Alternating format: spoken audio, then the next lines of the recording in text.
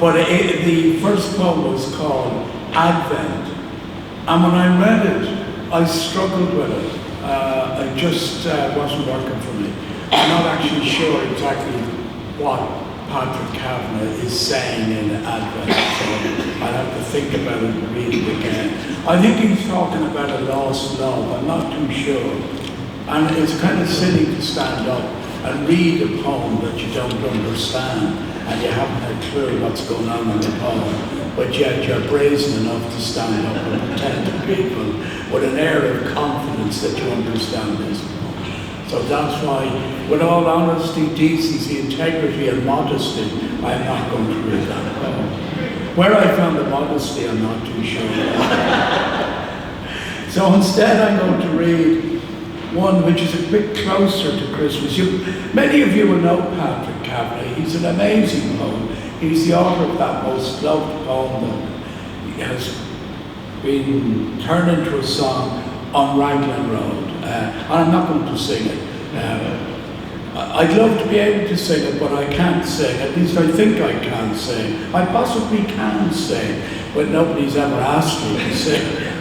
But someday I might, maybe the choir might sing Raglan Road someday. No? No, I didn't get much of this answer. So instead I'm going to read A Christmas Childhood by Patrick Kavanagh. And it's his second poem from A Christmas Childhood. My father played the melodeon outside at our gate. There were stars in the morning east, and they danced to his music. Across the wild bogs his melodeon called, to Lennons and Callans. As I pulled on my trousers in a hurry, I knew some strange thing had happened. Outside in the cowhouse, my mother made the music of milking. The light of our stable lamp was a star, and the frost of Bethlehem made it twinkle. A water hen screeched in the bog. Mass-going feet crunched the wafer ice on the potholes. Somebody wistfully twisted the bellows wheel. My child poet picked out the letters on the grey stone, in silver, the wonder of a Christmas townland, the winking glitter of a frosty dawn. Cassiopeia was over, Cassidy's hanging hill. I looked out and there with bushes rode across the horizon, the three wise kings. An old man passing said, "Can't he make a talk?" The melodeon. I hid in the doorway and tightened the belt of my box-pleated coat. I nicked 6 nicks on the doorpost with my penknife's big blade. There was a little one for cutting tobacco, and I was 6 Christmases of age. My father played the melodeon. My mother milked the cows, and I had a prayer like a white rose pinned on the Virgin Mary's blouse. The beautiful words of Christmas from Patrick Kavanagh.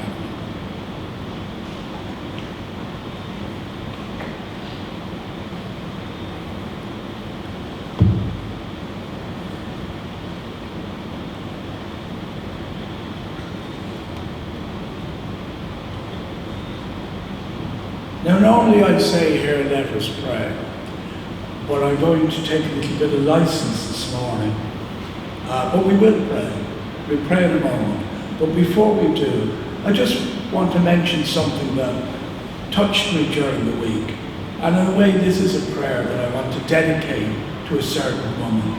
And it's called For Courage by John O'Donoghue from his book Benedictus. And the reason I want to do this is, I don't know if you saw in the news about Catherine Myers, Reverend Catherine Myers. Well, Catherine Myers is a Presbyterian minister, and she's a member of the Presbyterian of Munster. And I say that because, remember, we are members of the Synod of Munster, and I don't want people thinking that it was us that beat up on Catherine Myers. It wasn't. It was the Presbyterian of Munster, not the Synod of Munster. And Catherine Myers, a Presbyterian minister, was found at fault by her peers for links with LGBT event. Her big crime was she attended an LGBT event, and for that she has been dragged through the various courts of the Presbyterian Church, a sort of more local version of the Spanish Inquisition. And she's been harassed and harangued, and I think, to be fair to Catherine, she just had enough of it and she resigned. But what a courageous woman, what a great woman of ministry. And I want to read, in a way, as a prayer from Benedictus called For Courage. And also from the pulpit today, I'm openly saying that I would like to invite Catherine to preach here in All Souls. And we'll make sure that she does come here and preaches and gets a warm welcome from this blessed community.